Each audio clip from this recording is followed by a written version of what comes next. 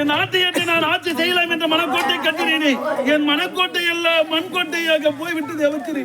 என் தந்தை நலமோடு இருந்தார், என் நாட்டை ஏற்றுக்கொள்ளடா மகனே என்று உரைத்தார். ஆனால் திடீரென்று இறந்து விட்டார் அமைச்சரே. ஆமா, என் தந்தை என்னிடமா உன்னதானே பேசிக் கொண்டிருப்பார். அவர் கடைசியாக என்ன சாப்பிட்டார் என்று உங்களுக்கு தெரியுமா?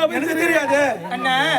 கடைசியாக தந்தை நான் கொண்டு வந்த பாலத்தான் அருந்தினார். அருந்தியுடனே அண்ணா தந்தை மானிடப்பால் இருந்து விட்டார் அண்ணா. நம்மளை விட்டு தந்தை பிரிந்து சென்று விட்டார் அண்ணா. தந்தை கடைசியாக பால் தான் குடித்தாரா? அப்படி என்றால் அந்த பாலில் விஷம் கலக்கப்பட்டிருக்கிறது. பாலில் கொடிய விஷம் கலக்கப்பட்டிருக்கிறது. பாலில் விஷமா? உண்மை. யார் கலந்தது அந்த கொடிய விஷத்தை? பாலில் கொடிய விஷம் கலந்தது உன் தங்கச்சி. என் தங்கதற்காக பால் விஷம் கலக்க வேண்டிய என்னையா காரணம்? கூறுகிறேன் கேளுங்கள். அன்றொரு நாள் நாம் அனைவரும் நீதிமன்றத்தில் பேசிக் கொண்டிருக்கும் பொழுது ஏழ்மை குடியில் பிறந்த சுந்தர் ஒருவன் இனத்தை தூக்கி போட்டு நீதி கத்தான் அல்லவா? உண்மைதான். அந்த சுந்தருக்கும் உன் தங்கைக்கு கல்ல கால. நான் எதற்காக நான் இப்பேற்பட்ட தவறை செய்ய போகின்றேன்? சத்தியமாக இப்பேற்பட்ட தவறை நான் செய்யவில்லை என்ன. என்னுடைய வார்த்தை நம்புங்கள் என்ன.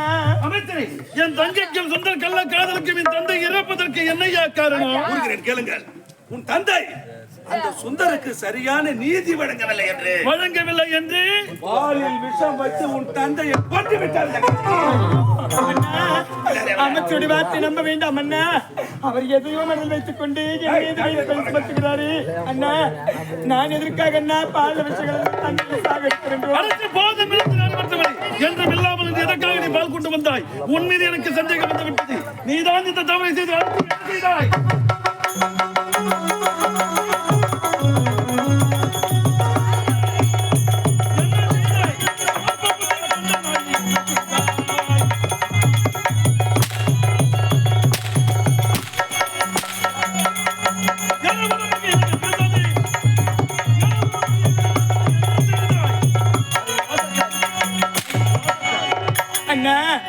நான் ஒரு தவறும் செய்யவில்லை அண்ணா. என்னுடைய வார்த்தையை நம்புங்கள் அண்ணா.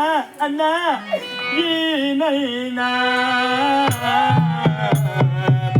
பாதகம் தான் என்னண்ணா பாதகம் தான் அண்ணா.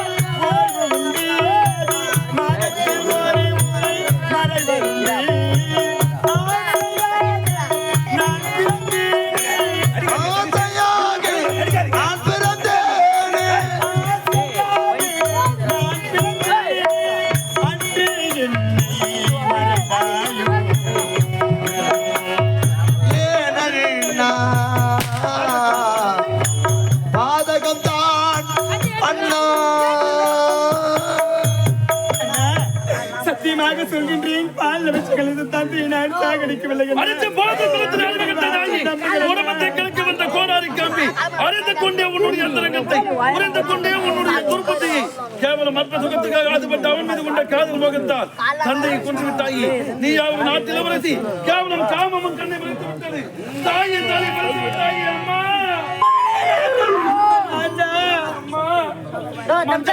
இருக்க வேண்டிய உங்கள் முகத்தை இந்த படுபாவி பாலிலே விஷம் கலந்து தந்தையை கொன்று விட்டால் அம்மா இனிமேல் அவள் எனக்கு தங்கை கிடையாது தக்க தண்டனை கொடுங்கள் அம்மா நான் ஐயோ அம்மா அம்மா முந்தி தவமிருந்து 300 நாள் சுமந்து பெற்றெடுத்தார்களே தாயி அம்மா என்னுடைய தாய் முகத்தை நான் பார்த்தது கிடையாது அம்மா 10 மாதங்கள் என்னை சுமந்து பெற்றெடுக்கவில்லை என்றால் கூட எனது தாய் பொண்ணுங்களை நினைத்து வந்து இனி தாயி அம்மா உன்னுடைய தாலி இருபடி இந்த பாவிட பால் விஷயங்களது தந்தை நான் சாகடித்திருப்பேன் தாயி நிறுத்தி அப்படியானால் உன் அண்ணன் சொல்வது பொய்யான வார்த்தையா நீ சொல்வது உண்மையா அடி பாவி இந்த வளர்த்த கைய குளத்துல கழுவ அது தந்தாரி அது ராத்தக்காரி அது மாத்தக்காரி ராத்தக்காரி அது ஏன் மகளா இருந்தா என் பூ மட்டும் வச்சிருப்பியா என் தாயை வச்சிருப்பியா என் தாயை அந்த பாவி